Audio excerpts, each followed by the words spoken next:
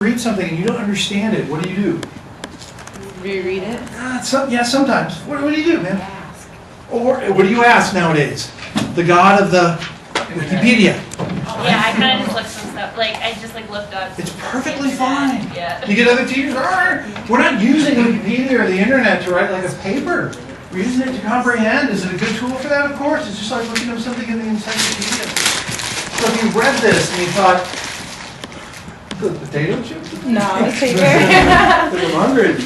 If you read this material, if you read it and you don't understand it for any of this, right? Next week you're reading all this old stuff from the Iliad and the Odyssey and Plato, and it can be kind of tough. So if you read something about Achilles disgracing the body of his enemy Hector, you understand what you read, despite my study guide, despite the primary material itself.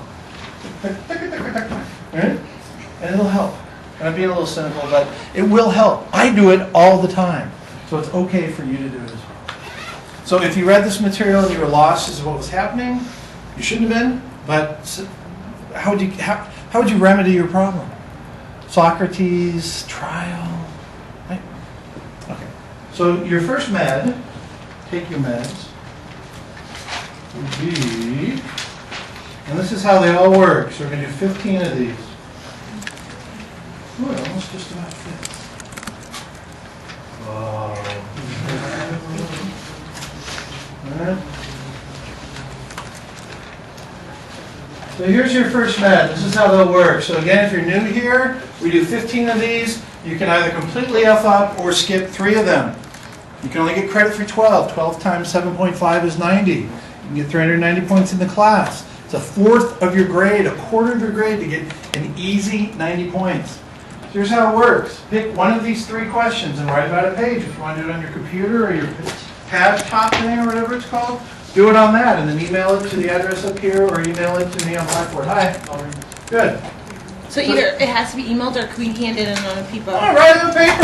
Save a tree. Nicole. I took some notes on while I was reading. How do you remember? Is it okay if I look at them? No. Sorry, I didn't say that. Yeah, no. Just go with it. Go with it. Okay. I don't remember what you read. Yes. Can I answer all 3 questions instead of One. the whole page? Yeah, wait, let me back up. No. Okay. Just answer one. Just write on the page. So here are the questions. Usually we talk about these beforehand, except for the answer. So what's the first one, right? You read all this stuff about Socrates. He's wandering around. He's in Athens, and if you read the very first 5 lines, which we're going to read, you realize that he's on his way to court and he's being charged with something. And then in the end, the punishment is carried out, and it's not exactly a happy story, is it? It's like a Green Mile or something. So what are the 2 charges against Socrates, and what might be the modern versions of them? Just don't tell your neighbor what it is. Don't cheat. Don't look at your notes. Don't look in the books. 2, what is our Socrates' defense says to the charges? 3, was justice done in this case? Why or why not? And what is justice anyway? Everyone good? Any questions? Again, if you're new and you didn't have the syllabus, it's okay to just take a pass on this. If you did not read, it's okay. Life does not end. What do? You write to me an email or a note. Everyone's got to turn in something. Either I just joined the class and I couldn't do the homework, or I didn't read. That's okay too. Why did you smile when I pointed at you? Yes. Do we write the number that we're responsible? Yeah, just write which one you're writing on and then go for it. So again, if you didn't read, you can get 3 gimmies. Or what do they call it in the golf? Mulligan, yeah. You can write that. Like, I didn't read. I'll be sure to read next time. Sorry, don't punish me. Okay, everybody good? Double space. Well, okay.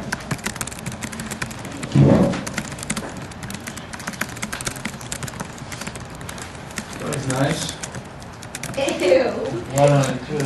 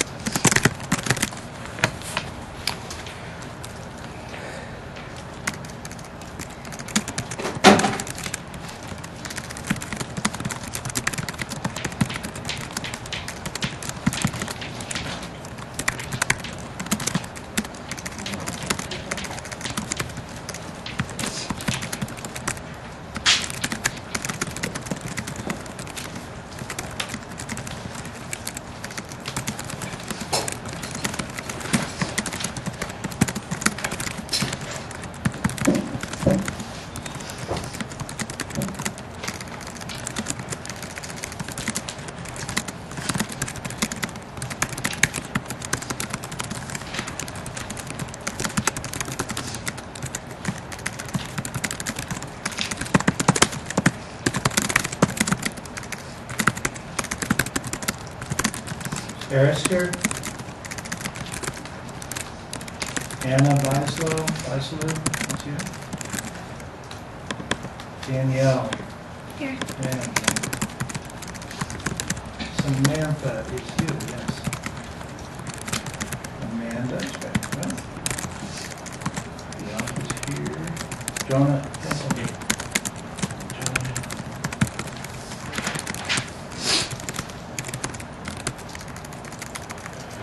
Angelo. Chris Kehoe. Rachel. Rachel. Benjamin Lai. Benjamin. Ryan. No, Ryan. Yeah, you're Ryan. Jessica's back. Darlene. You. Zach, you're in the front, right? Suleiman. Solomon or Suleiman? Solomon. Oh, my friend's dying. Well, like it has been. It's a warm Frank. Frank. Andrew. Right. Chris Rios. Are you guys last name? Yeah, he's like two last names. We're just Chris Rios. My mom's name is the same as Oh, okay, yes. Laura Lee, are you here? It's Cruz, there. Jessica Sewell. Where's she? Where's Matt? Taylor. Daniel.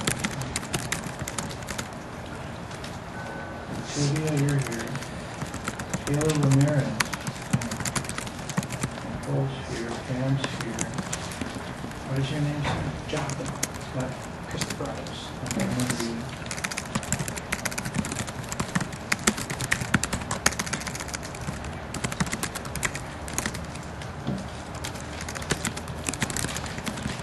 Were you, Zach, that one. did you add? Yeah.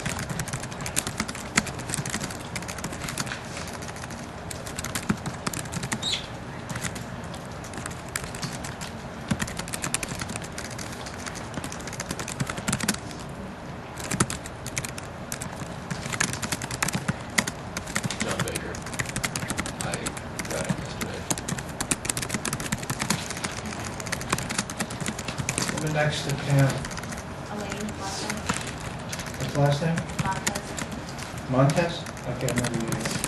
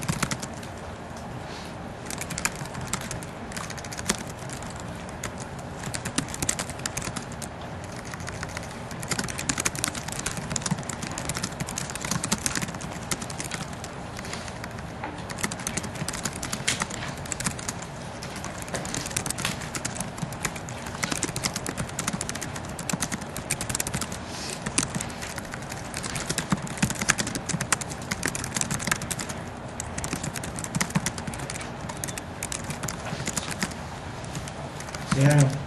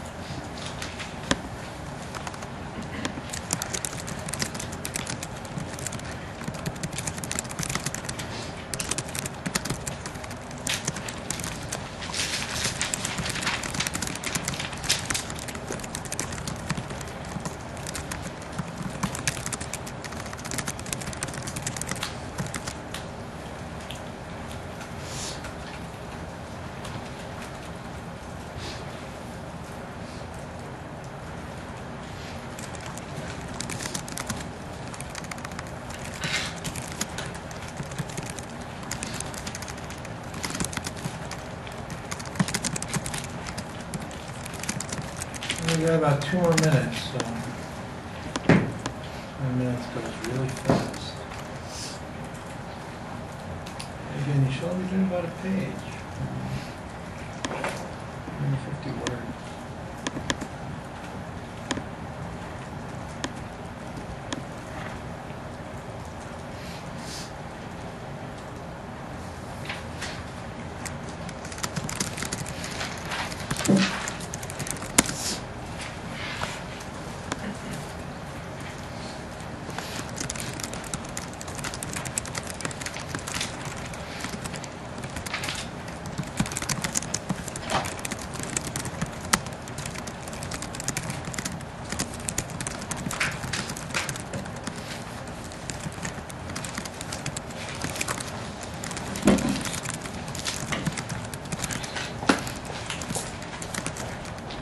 All right, if you're still writing, go ahead and finish up.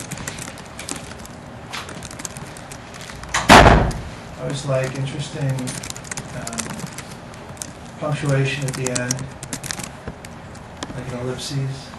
What's an ellipses? That's always a good one to end with. But who can say for sure? An exclamation point, a question mark, anything but a dull and boring period. Okay, so let's do it. If you typed it up, please hit send right now. I won't accept it if you send it later, so please send it now. And if you've written it, let's have it.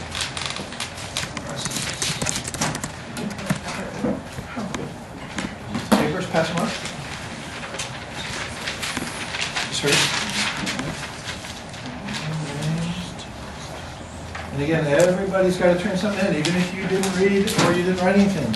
Please just say, I didn't read and I'm taking one of my gimmies. What is it? Mulligan. Mulligan. Okay, send it. Send. Send your meditation. What? Oh, MWILSO 16. MWILSO. 16 is being. We got yours. Oh, okay. All right. Do you know what happened to my pen? I think it fell on the floor. I did not take your pen. Sure. Thank you very much. Let's talk about what happened to Socrates. I know the reading can be a little long, but you ought to be able to grasp what happened here. Somebody want to give me the 10-word or less summary? It's so easy. Somebody help. Is that a hand up? Amanda. He was charged with stupid crimes, gave a stupid defense, Whoa, that's good. Yes, I agree. and died for a stupid reason. Yeah, I agree. Kind of. That's it, right? Trial, charges, trial. Trial looks somewhat similar to what we would think of as a trial. We don't really know what the case in chief was, though. Meaning we don't know what the prosecutor's case was. He made a defense. He was charged. He then got to argue about his sentencing, just like today. When I used to practice, this was the same thing. It's so amazing when you read this and you realize this is exactly what we do today. We have a trial on the facts. Did it happen? And then we have a process to figure out what we should do. right? It's not done automatically, especially in death sentence cases, which is what this was. So let's get an idea of what happened here, and let's talk about this historical character. All right, what do we think here? 470 to 399. And why do we start the class here? Anybody want to give a shot to this one? Oh, these look like good headphones. Why do we? Yeah. What's your name again? Jonah? Jonah. Why do we start the class here? I mean, I would just, from the crime and punishment standpoint, he was accused of a crime and punished. Totally. And then also he kind of embodied philosophy in that he was always like questioning society and how things should be and how they were and stuff like that. Excellent. Look at the record we have of this case. It's really extensive. And it's not just what we attribute to Plato. Right? Plato, I don't know the dates and all that, but Plato is Socrates' student. So we go back to question number 1 here, right? What are these charges, Amanda? Believing in spirits and not believing in gods. Yeah, kind of good. What else? And corrupting the youth. Right, what do we call that today? Contributing to the delinquency of a minor. Right? Right? Same charge. So, Plato is one of Socrates' students. Socrates, as we know, never wrote anything. Socrates wandered around ancient Athens during, obviously, this period, which would be the 5th century, right? Even though it's the 400s, it's the 5th century. And what did Socrates do? Yeah. He went like questioning wise men across Athens, cross-examination of wise men. Why? Right. They're not that wise. So-called wise men. Yeah, just like the community leaders. So it's the head of the army, it's the mayor, it's the local businessman, it's the guy with the most property. Maybe it's the dude that's got the biggest olive oil plant manufacturing plant, or the dude with the most slaves or something. So what we know about Socrates comes from Plato, who actually wrote all this crap down. He wrote down like some papyrus or something like that. I'm not sure. I don't get interested in that kind of thing when it comes to philosophy. A lot of people are. But Plato was Socrates' student, like many of the young men that Socrates was accused of corrupting. Plato's student, so this is the lineage, right? This is my lineage professionally, the lineage of Western philosophy. And we like to put this lineage as beginning with Socrates. It actually begins maybe 100 or 200 years before him, and maybe even well on into the Iliad and the Odyssey, the two great poems by the blind poet Homer, which we're going to be reading for Tuesday. Before that, it sort of fades off. We don't have much of a record. And again, if you were here on Tuesday, you got to hear me sort of apologize. When we're talking about philosophy of crime and punishment, we're talking about just Western culture stuff. And I apologize for that, but that's how this class would proceed. It'd be neat in the future if we could actually do one that's crime and punishment for the world, right? World crime and punishment. And maybe in your lifetime there might actually be institutions that are able to do that sort of thing. We're going to look at that in the last 2 weeks of class. So this lineage begins with Socrates. Socrates walks around the streets of Athens. He's dirty, he is pug-nosed, and we know this from his many, many likenesses that have been preserved for us. That's him on the left. There are many comments about how ugly Socrates is in a lot of these dialogues. But what Socrates did is he engaged with the civic leaders of his day. He spoke with his young followers. And he engaged in a process that we know today as the dialectic. Dialectic. What does it mean?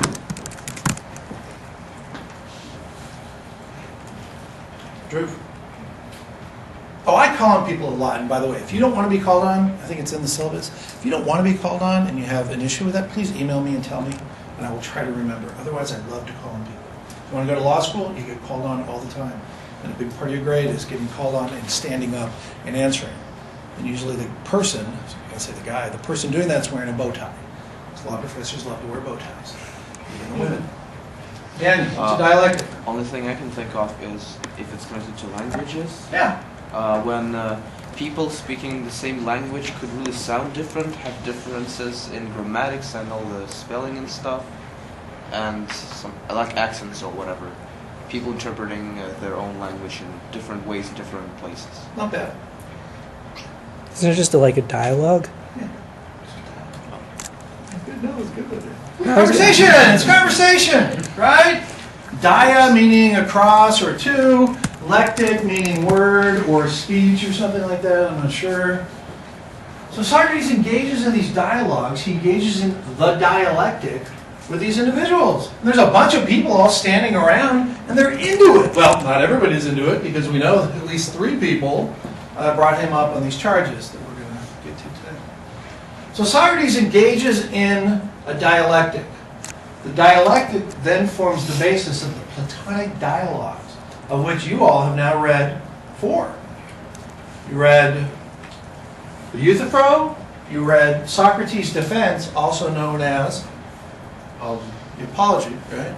And we don't mean apology like, oh, I'm really sorry. It's the defense part of a trial, the apologia.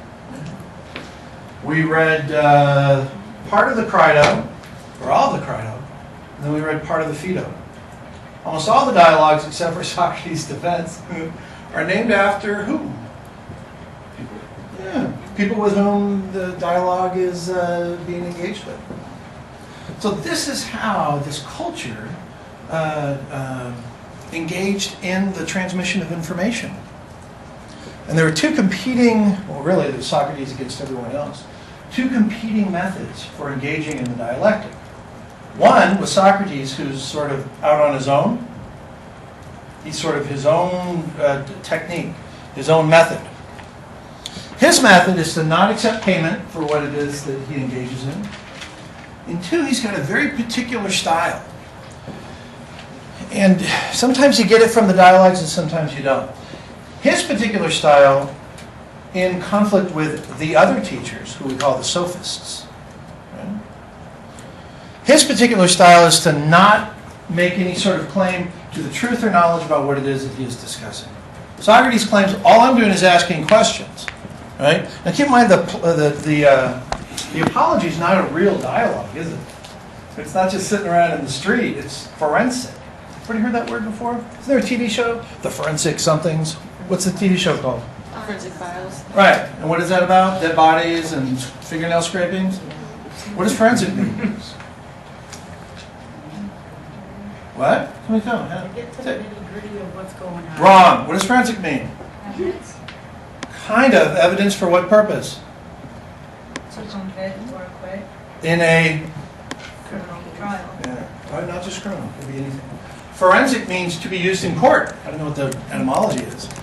So whenever people talk about the forensic use of evidence, it means evidence that is to be brought into court. So there could be the forensic use of this piece of chalk, and it's got my fingerprints all over it after we dislodge it from Daniel's eye from last Tuesday, remember? So forensic files would mean files about material meant to be used in court. So the actual defense of Socrates is not a real dialogue, is it?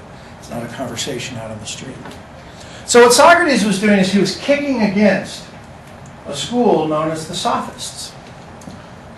The Sophists were part of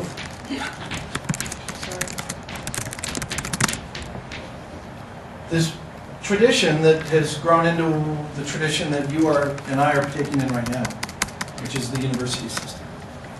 So back then there was no real college or university to attend. But young men, and well, probably mostly men, unfortunately, young men and maybe some women, their wealthy parents paid for them to go to the local sophist. The local sophist would tell them, oh, and you can imagine they always had English accents and Roman and Greek maybe. Right? Oh, the earth, the world, the basic material of the world is air. Oh no, says the other son. And believe me, we could do a whole class on what we call the pre-Socratics and the sophists. Right? But they would preach a truth about the universe, and you would pay them for it, and they would claim, this is true for the following reasons, and you get paid for it. Socrates said that's a bunch of bullshit. I don't get paid. I don't know what's true. All I want to do is find out what you think to determine whether or not there's any contradiction in your beliefs. And what Socrates would say is, hey, if you believe in 2 opposing things, and this is why this material and what the wisdom of Socrates is so important for what it is that we do in our lives today. If there's a contradiction, if you believe in X, and X is some state of affairs, and at the same time you believe in not X, dude, you got a problem. You can't believe in both of these and remain consistent. And this is one of the key, let's say, philosophical doctrines that we get out of this beginning era of philosophy. So, philo, Sophia, is a Greek word that translates literally into English as philo, which is Love.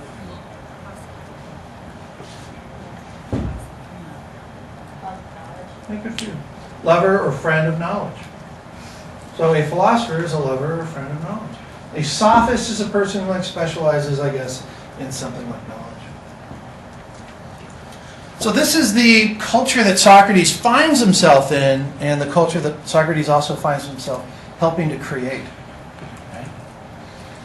And this tradition is, I don't want to say it's handed down, but Plato learns all this stuff from Socrates and is avidly writing down everything, just like you are with me right now, everything that Socrates says, and preserving it for his student.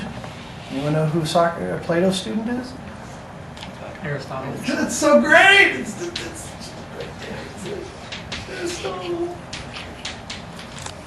These are big names in what I do for a living. Who's Aristotle's student? You know? Galileo. Alexander. No, Galileo. No, you're missing about 5,000 years. Alexander the Great. Sorry. Alexander the Great. Tell me something about Alexander. Oh, he's great. Alexander the Great conquered everything from Greece and west of Greece all the way out to India. And it's all this, he's kind of the father. It's a connection. And then, of course, this tradition is amplified and developed by subsequent philosophers and leaders and statesmen. It's always statesmen. Statesmen coming into the Roman era as well. What we're going to get on Tuesday is much more of a history of what came before Socrates, which would be Homer, Hesiod. There's a right way to say that, I don't know what it is. Into Plato, and then into the Romans after that as well. And we're going to run out of time today, I guarantee you. So let's try to give a very general, before we get into the nuts and bolts of this case, before we look at the forensics of the case, the evidence that was adduced in court. And let's try to get an idea for those of you who've never taken a philosophy course. You have chalk on your bag. What? You have like a chalk letter in your bag. I have a chalk letter? Yeah, on your bag. Yeah. Cool. Thank you. You're welcome. It was an S? Yeah. It was perfectly transferred? Well, let's give a big overview here of what philosophy is. I'm going to sum it up by trying to get a grip on what it is that happened with the trial and death of Socrates. So this tradition that we inherit today, that we know as philosophy, it's going to be divided up roughly into 4 subcategories. The first subcategory that philosophy deals with is logic. So just like I mentioned earlier, Socrates was, or at least we attribute it to him. What do we know, right? Something might have been going on in China at the same time or 5 million years earlier. But the record that we have of this era, backing up a little bit, the record is not merely the words or the writings of Plato, but there's about half dozen other writings that have either survived in the original form or other writers reference them that refer to the trial and the death of Socrates. So it's not just one record that's been preserved for 2,500 years. There were plays that were performed. I think it's mentioned in the intro to our reading. It's a play called The Clouds by a writer named Aristophanes, who wrote a play satirizing Socrates while he was alive. And it's a very funny play if you ever get to read it. And the play is about the Sophists. So these people in this culture, it'd be almost like Jon Stewart maybe, or Stephen Colbert, or The Onion, right? Making fun of contemporary facts and political situations. But the scene in The Clouds is about a school of knowledge.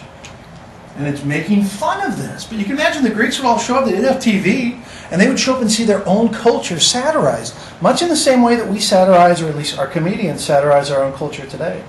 And in the scene in the clouds, there's a character called Socrates, and I think they did something to the character's nose to make it look like him, who enters the scene in a basket being lowered from the ceiling. This is 2,600 years ago. It's being lowered from the ceiling, and the basket that he's in has a representation of a cloud, meaning he's being lowered to us from the heavens, right? And so the characters are there. Oh, Lorelei, have you heard of the great Socrates? Oh, yes, he clearly gets his knowledge from the gods. I'm paraphrasing. And then he comes down in this basket with the clouds on it. And it's two different references that are being made. One, he's so great he's being brought to us from the heavens. And two, his head is where? In the clouds. So he comes down and says a bunch of gobbledygook, and people are laughing. Socrates, as far as we know, saw this and laughed along with it. And then like 3 years later, he's dead. But there's farting in the play. There's all kinds of elements of comedy that we recognize very easily today when we read this. Then there are other dialogues by a writer named Xenophon about the trial and death of Socrates as well. It gives a little bit different slant to it. But we're pretty sure this happened. Have you ever seen that meme that people send around, or they'll send a note, this happened? You know, this probably really did happen. And we have a very good record of it. So back to logic. What's logic? What is it? Anybody ever taken logic? Logic's hard. Yeah, you? Yeah. Did you take it here? No. Oh. What is it? Logic is kind of like rules that deduce conclusions that can be proven. Yeah, good. Yeah, that's excellent. That's better than what I was going to say. Logic, I was going to say, is kind of the science of reasoning. You know? It's a way of taking the rules of the language and kind of applying sort of mathematical rules in order to come to conclusions about things. Example of logic. Blake says, Jesus Christ. Oh, we could symbolize this, right? We could sum it up into symbolic notation. Blake needs cocktail. Right? Well, that's our premise. We're making a factual assertion about the world. Or are we? Or are we just making a factual assertion about language? Blake needs a cocktail. 2, a martini is a cocktail. 3 dots in a triangle means conclusion. What is our conclusion? Blake needs a martini. Is it a true conclusion? No. Not exactly. Not right now.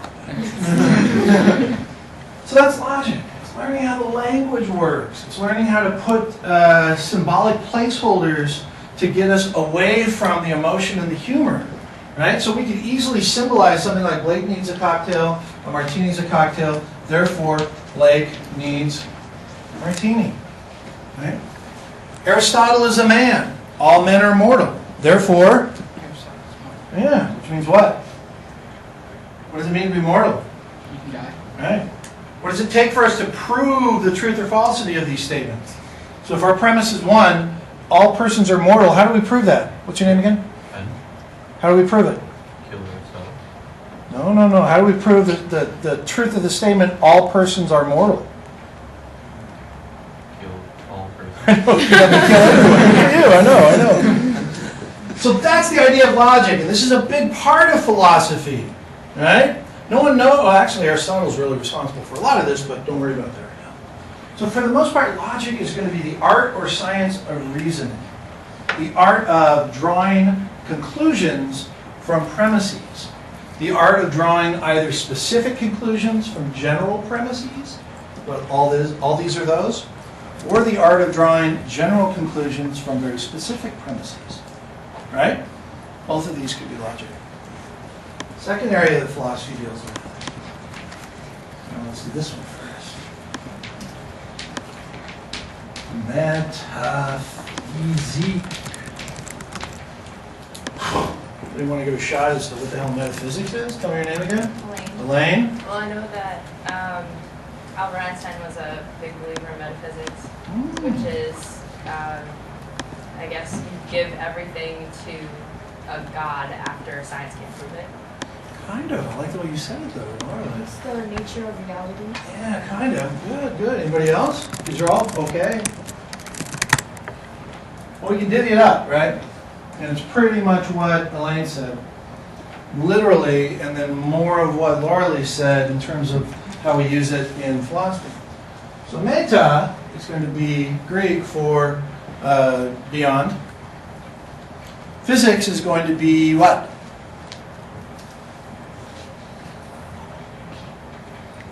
Yeah, nature, science, good for you. Yeah.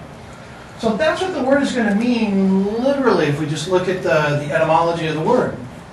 But what it means for us in philosophy is a study of the nature, as Laura Lee said, of being, reality, or existence.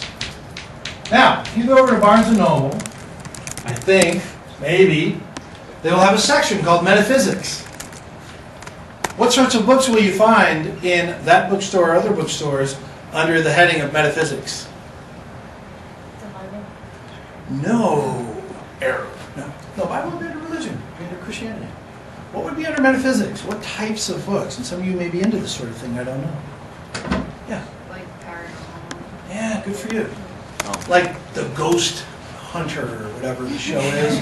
Remember you see all that night vision crap and then something goes, zzz, like, oh, there's the ghost. And then, or they put the tape recorder out there, right? And the next day they're like, oh, it said it's hungry or something. So yeah, you go to the bookstore and under metaphysics there'll be things like, did you have a past life? You can buy a book and find out if you had a past life. It might be on ghosts, or it might be on maybe some esoteric religious histories like the Egyptians, or tarot cards. You guys know what tarot cards are? Fun stuff. So that's what metaphysics is going to be in the bookstore. But in philosophy, metaphysics is a major, major part of what many philosophers pursue and research and write about. So something like, don't get too confused on this.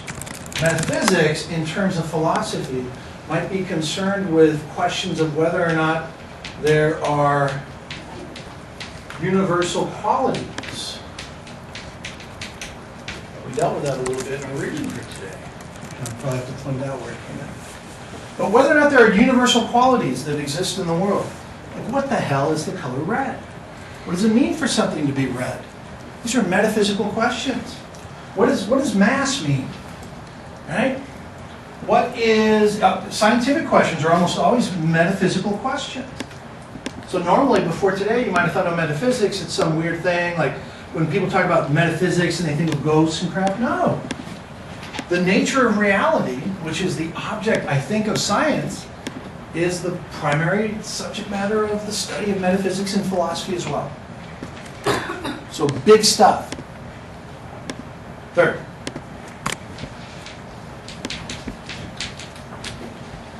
Epistemology. Epistemology. Epistemology. Ready? That's a great word. Epistemology is the theory of knowledge. And again, you're getting an entire intro class here in 15 minutes. Epistemology, theory of knowledge. The role of truth, the function of belief. So metaphysics, is metaphysics too interested in how we go about knowing things? No, metaphysics is about what can exist before we can even know it. Right? So what sort of questions might we ask if we are a bunch of epistemologists? Well, one of them might be we make statements about the world. Right? The chalk is in Blake's right hand. Why do you know that, Zach? Because we've been taught left and right and what his chalk is. Well, no, how do you know it? I can see it. Yeah, you see it. So you can use the empirical data. What's the empirical data? Go ahead. The data that can be proven without doubt. Kind of, you're close. The empirical data, what is it? Is it your senses? Yeah, it's just stuff you bring in. So right now we are being flooded with empirical data. Right? We are being flooded right now with the evidence of our senses. So when I say to Zach, is it true or false that I'm holding a piece of chalk in my right hand? And Zach says, True. right? Great, we're making a statement about truth based upon Zach's knowledge coming from the empirical data that has gone into his eye receptors.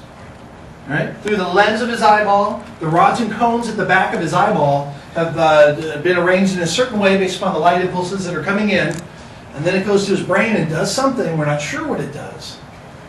Compares images of prior chalk holding coupled with the, I know I'm making this up, coupled with the auditory input of question from Blake. Sounds like a computer program, doesn't it? Maybe that's all our brains are. Or maybe that's all computer programs are. That's what epistemologists deal with. Knowledge, truth, and belief. What? So do you believe that? That Blake's holding the chocolate right now? Yeah, of course you do. Oh, are you justified in your belief? So epistemologists are very curious about what gives us the right to make claims about the external world. Yes. Doesn't that have to do with the whole thing of like, how do you know a tree fell if you can't hear? Yeah, totally. Good for you. Right? What's the old Buddhist saying? Right? Does a tree fall in the... You gotta be sitting like, oh... Does a tree fall in the forest? How's it go? If a tree falls in the forest and no one's around, does it make a sound? They get that... that weird Indian instrument. What's it called? Yeah, they sit there... And you're like, oh, does the tree fall? Right? Now, wait a minute. Is that an epistemological question? Well, sure. Because the issue is, how do we know? What's the answer? Yes. Hold on. We don't know. What? We don't know the answer. Okay, if no one is, how do you say this right? If no one is there, if the tree falls in the forest and no one is there to hear it, does it make a sound? So what's the, and I hate when philosophers say that, but they'll do, what's the intuitive answer? Yeah, right, of course it does. But we could probably dig into there and probably make a pretty good response that says no. What might it be? Give it a shot. There's no empirical data, so no. Yeah, interesting. That's really good.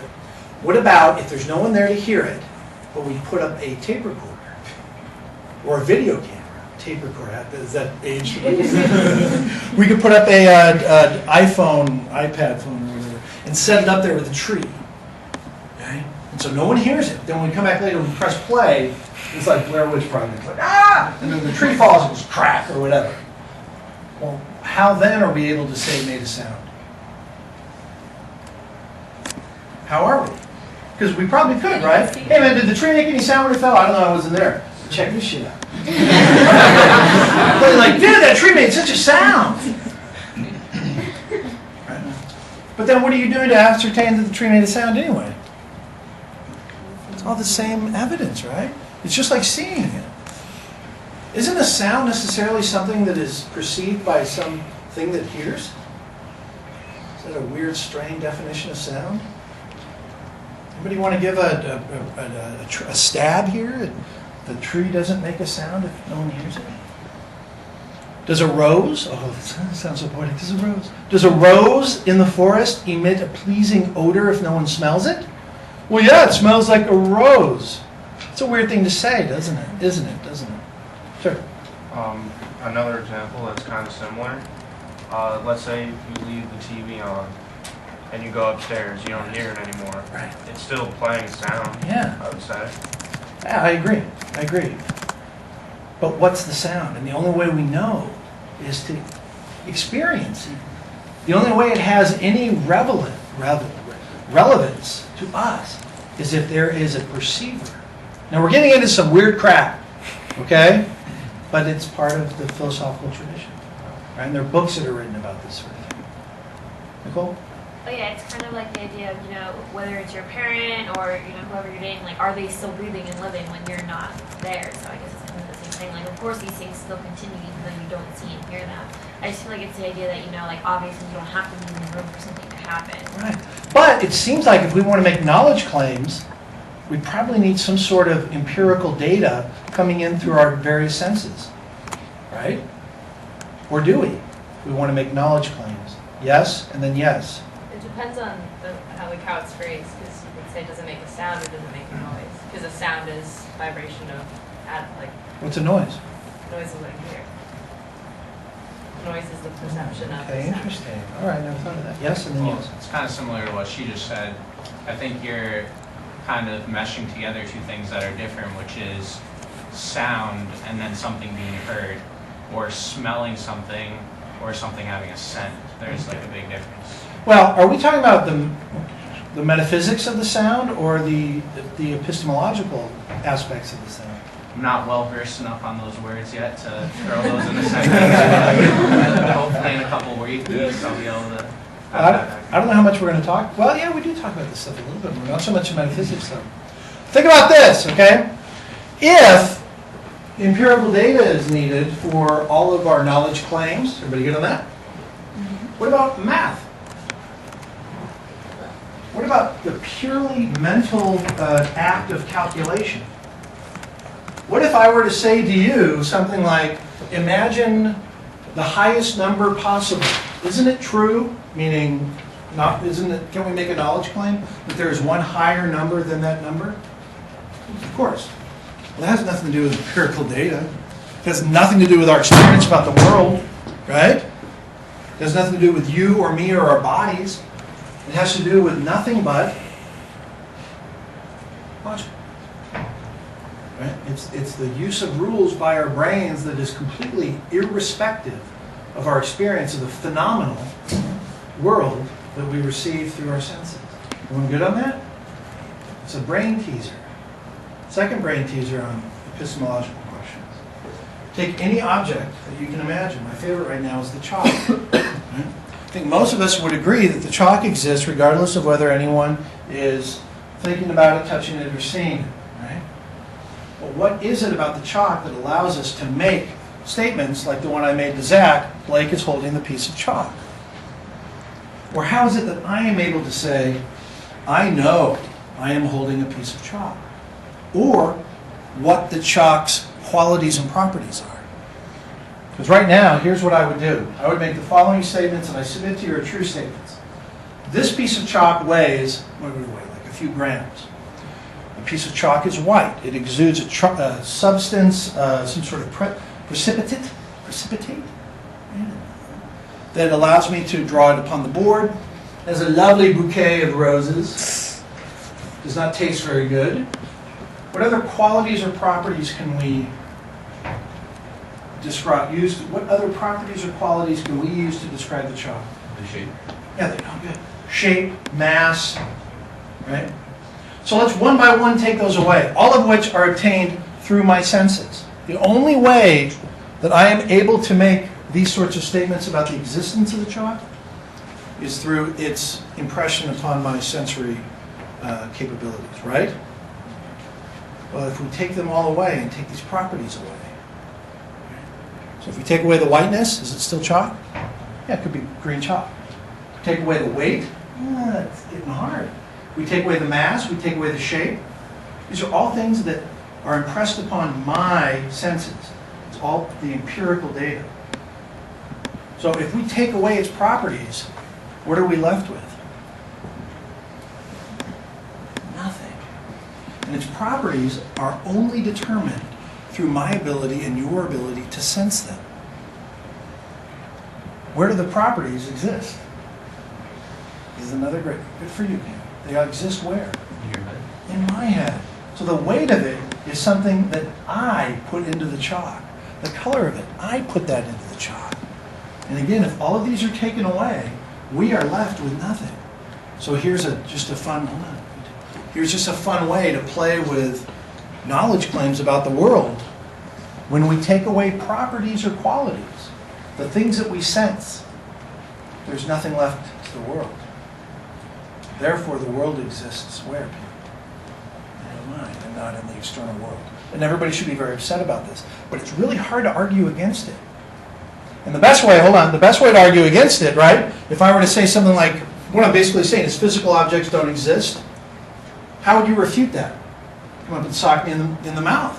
Or if I were to say, okay, you're making this claim here, Daniel, that physical objects don't exist, that's just prove they exist. What did that actually just prove? More sense? Yeah, good for you. Ow, I just felt pain in my foot. That therefore proves that physical objects exist. Strange, isn't it? Who had their hands up? Yes? I don't think empirical data is always sensitive, because if you take that piece of chalk and you do an analysis and you've never touched it, you've never smelled it, you've never seen it, and it spits out a piece of paper that tells you how much it weighs, the chemical compound of it, what it's made of, that's knowledge, that's data, that's irrefutable. You can't argue it, but you've never sensed it, seen it, touched it, but it's still knowledge. So does that make any difference, my own personal experience of something? Or can experience and qualities be summed up on a piece of paper? There's actually a really interesting article about that. Maybe I'll talk to you personally about it, but that's a great point. Yes? And then just somebody else's empirical data being sensitive. Yeah, but all of our machines all work kind of the same. Your empirical data and your smelling and your sight, we're all pretty much the same. Anybody not see a freaking piece of chalk? You want to smell it? It's the same thing with just, it's still empirical data, right? Yeah, but it's ours. We all share it. No one here is going to disagree with it, and if you do, you're just trying to be, argumentative. Not you, but somebody could. Yeah. So, let's say you have two people. One of them is colorblind. Yeah, they just lack the apparatus. But, so let's say they see the sky as red. Yeah, they're wrong. No, I'm serious.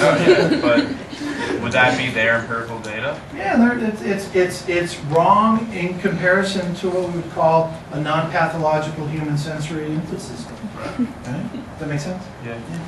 That's what some philosophers would say. Yeah. That there's something, but that there is something about the democracy of belief. You follow what I mean? Like if the most people believe that it's chalk, well, it's probably chalk. Yeah. Wasn't it Homer who explored that with the allegory of the cave? Is that? Yeah, that's Plato. Okay. We don't read that in this class, but we get into that a little bit with what we're going to talk about here in the next 20 minutes. When are we done here? 4:15. 4:15. Okay, we're going well. So epistemology, how do we know things? How can we make knowledge claims? Is knowledge important? Seems like it. At some point it probably wasn't for human-like creatures, and at some point it became really important. Is truth important? No. Don't drink that water over there, right? It will poison you. All right. Last one, anyone know? Yeah, good. Ethics. What? Study of what? What's Yeah, ethics is study more of that's kind of circular. But, that's going to say wrong one here. What we think of as being right and wrong, or value theory, things that we value. What should we value? What sort of things are good to value? What sort of things should we avoid? It's the best way of doing something. Our class, the philosophy of crime and punishment, is a subset of which one of these? Easy. Ethics, yeah, of course. Political philosophy, subset of ethics. Why? The goal of political philosophy. You give us better explanations or better alternatives on how individuals should react with a government. Social philosophy tries to help us to understand and maybe to improve how people relate to one another in a human community. So political is individual and state. Social is one another. Okay? Maybe with the government involved, maybe it's not. What about something like aesthetics? Anybody know what aesthetics is? What? Like the feel and look of something. Yeah, you're going there, but what is it? Study of what? Art and beauty. Art and beauty, where does it fit in on our list? It's actually part of the word. So aesthetics. A-S. A-S. The study of beauty, the study of art. What we value is beautiful. What we disvalue is ugly. These are subsets of ethics. It's a very general overview of what it is that philosophers engage themselves with. And just about everything you can think of. The philosophy of science is going to be a subset of metaphysics. The philosophy of the emotions, interesting, probably a subset of ethics, I'm not sure. But let's start tying this in with our buddy Socrates. And let's see if we can place this very fascinating case in context. So I need 2 volunteers to read. Who's up for it? Because if somebody doesn't volunteer, who's got the paper in front of them? The actual printout? Is anybody? Just a few of you? If you have got the paper, Nicole, I'm going to have you be Euthyphro, and I will be Socrates. We are on page 2. Is that okay with you? Yeah, I'm just pulling it up and watching. All right. So if you guys have it, you should either print it up or bring a computer version of it to class. Zach's got it on his iPod tablet thing.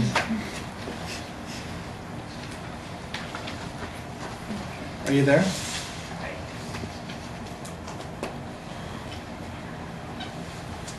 So here's what we're concerned with, and we're going to be concerned with, for the most part, our questions from the men.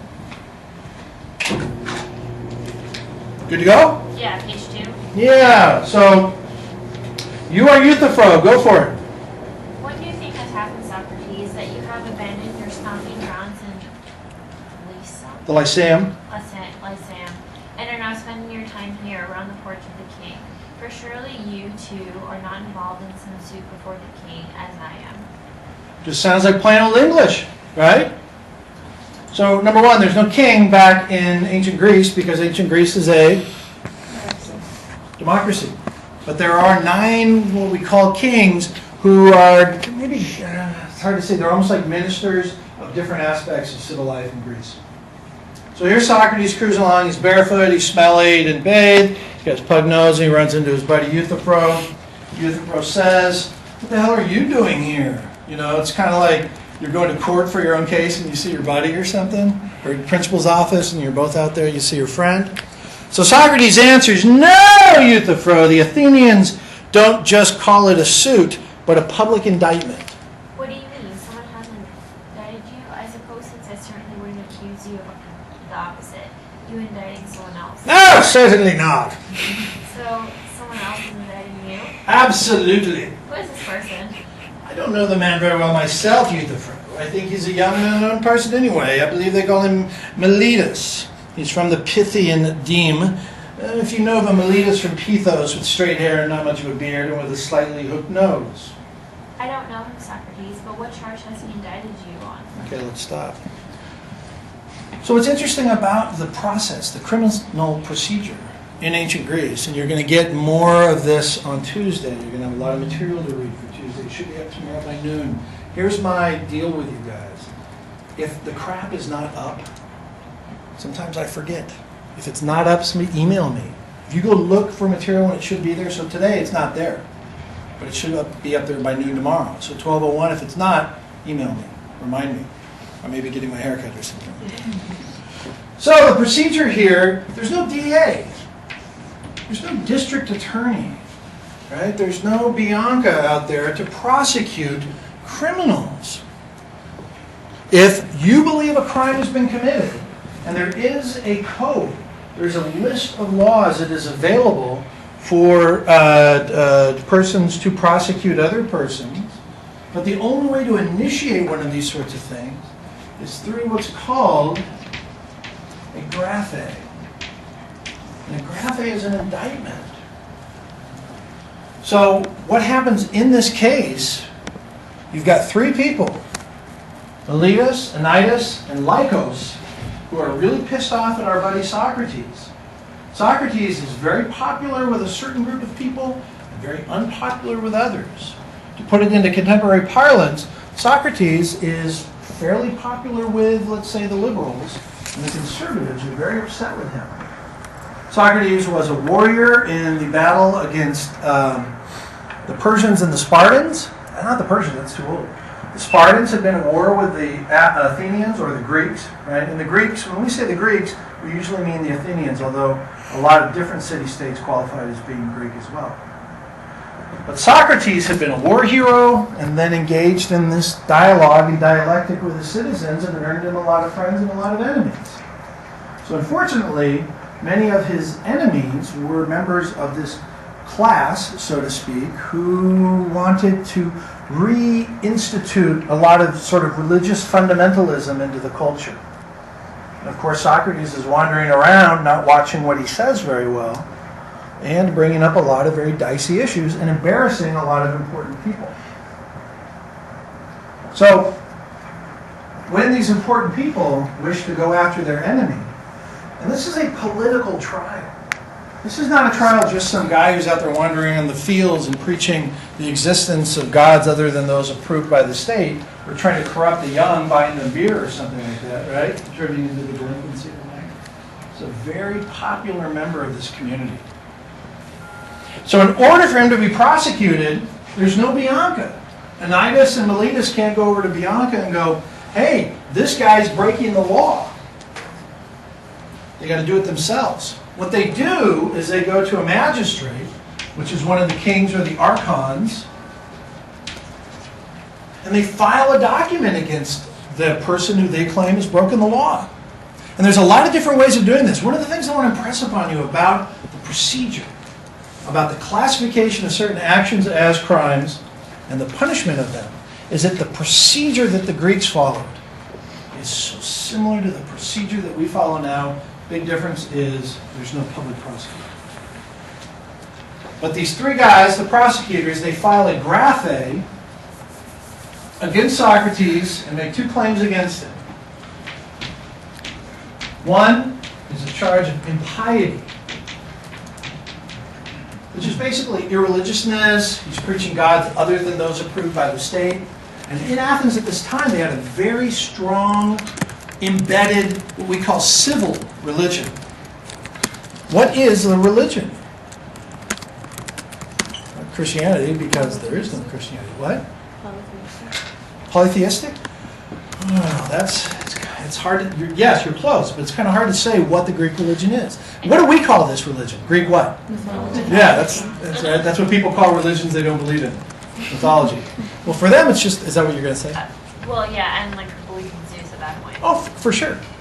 So privately, and I guarantee you that it's part of our reading as well, Socrates is talking to, I forget who, but he's talking to somebody going, I got to wonder about this old Zeus guy myself. You guys catch that? And it's exactly what he's being charged with, right? But for the Greeks, religion was a civil function. It's not so much what you believed, it's how you behaved in your society or in your culture. Did you show up for the festival last week? Did you slaughter a rooster? If you notice the very last lines of the last words of Socrates, right? We owe a cock or a rooster to Asclepius. Asclepius is the god of health. So right as Socrates dies, Crito, we owe a rooster to Asclepius. Make sure you pay him.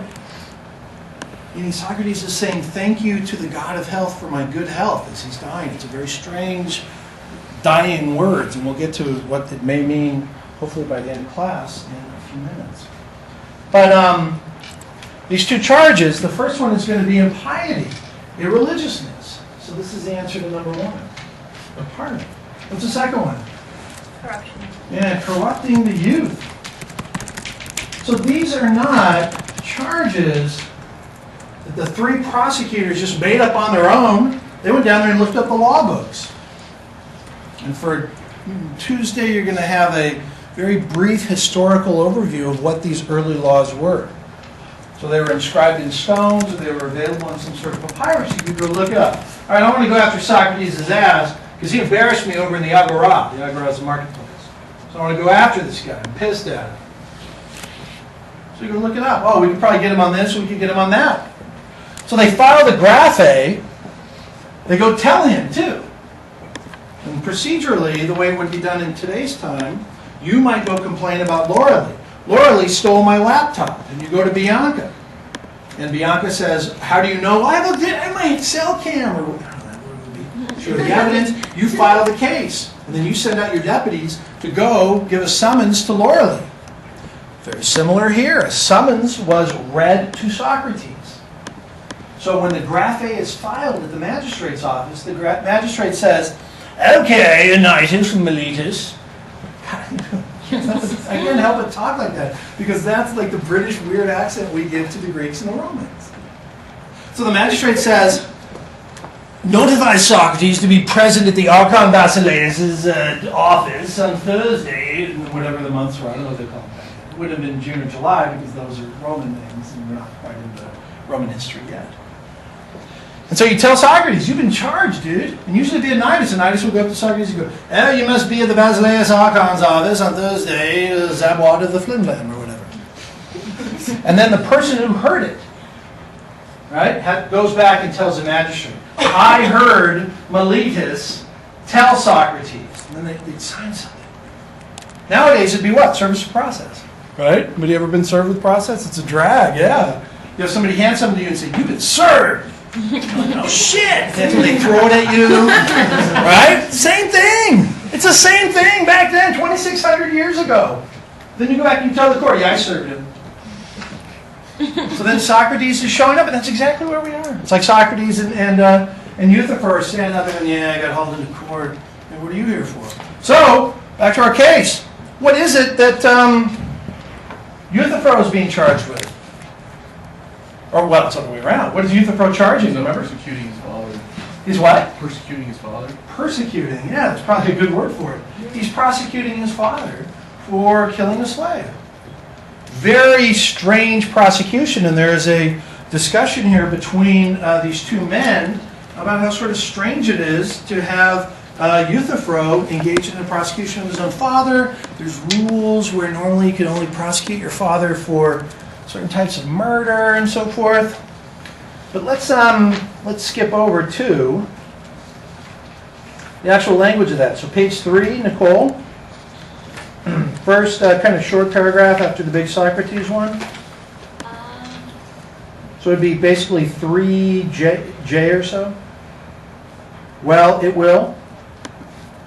Oh, okay. Well, it will probably be nothing. Socrates and you will fight your case satisfactorily, as I think I will fight mine too. Yes. What exactly is your suit, Euthyphro? Are you defending or prosecuting? I'm prosecuting. Well, whom? A man whom by pursuing I will again appear crazy.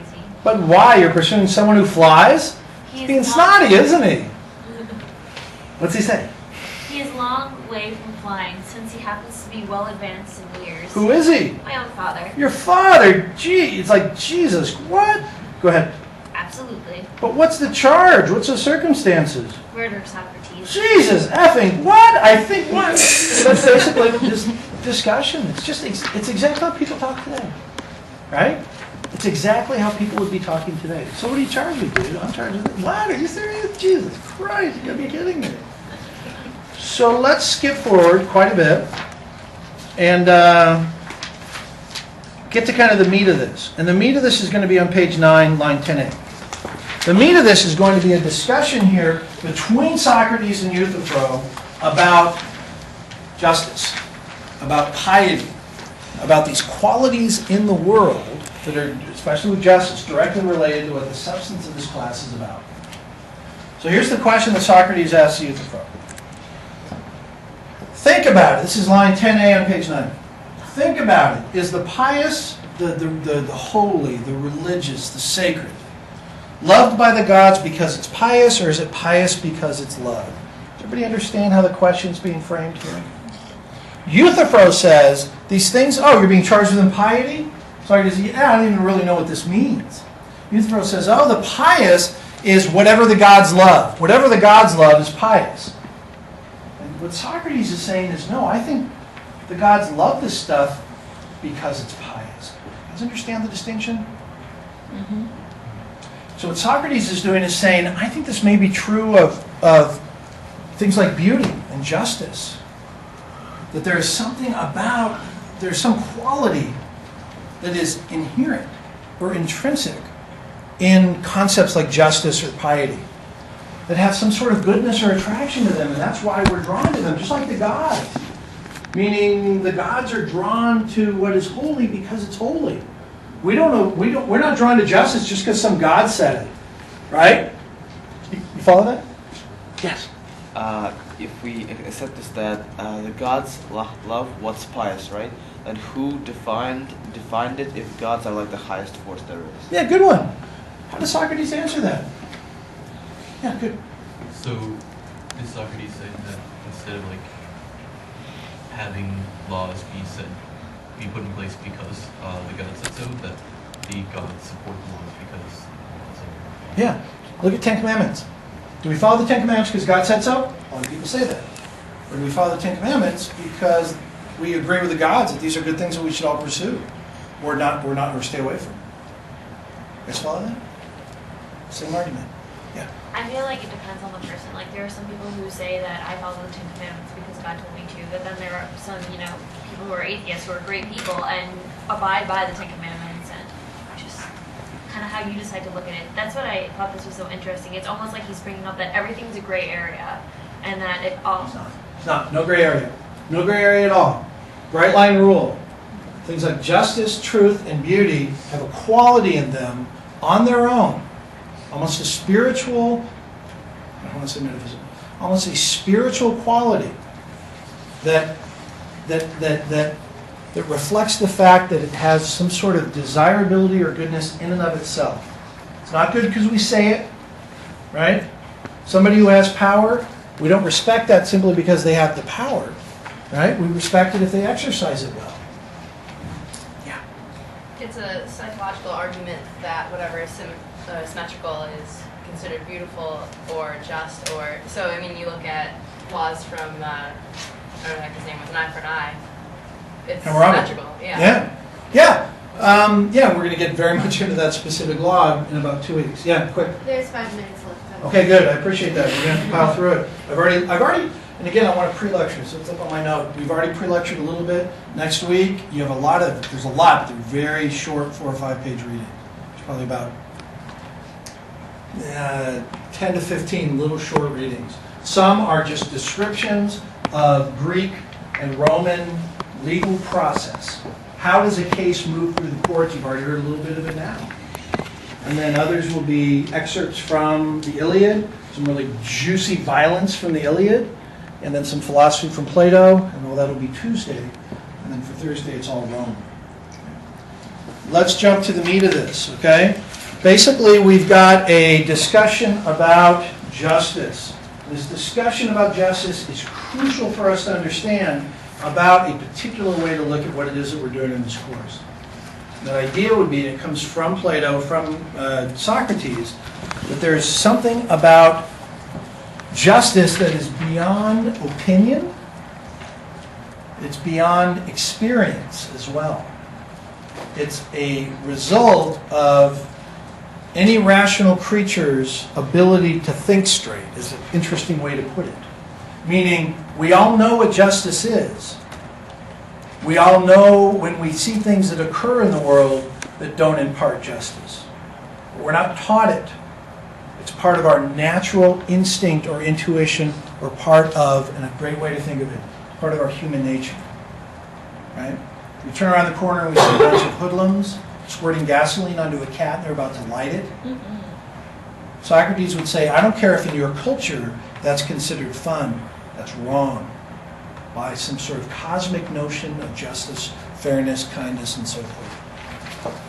So the defense is the actual trial. The trial is, we don't get the actual prosecution, but here's how it works. You've got 500, maybe 501 jurors. These people are paid, they're professionals, and they show up for a trial. Anytus and Miletus and Lycon stand before the jury, they're judges as well, and say, here's our evidence against Socrates. You all know him. Oh, look at how ugly he is.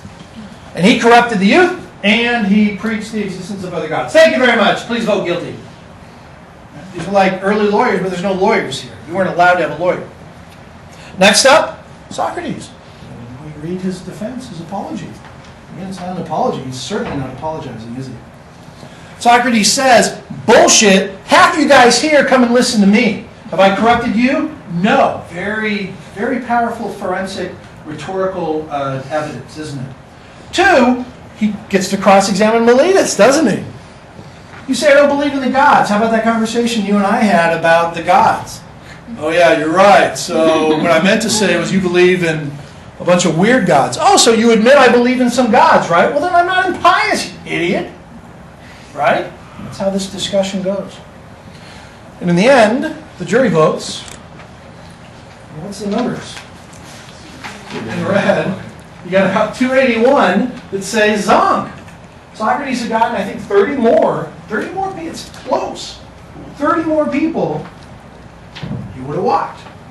So the next stage, just like in the American criminal justice system, the person has been convicted, the jury leaves, except in capital punishment cases. In the United States capital punishment juries, after they've convicted a person, they take part in what we call the guilt phase to impose either the death sentence or life in prison.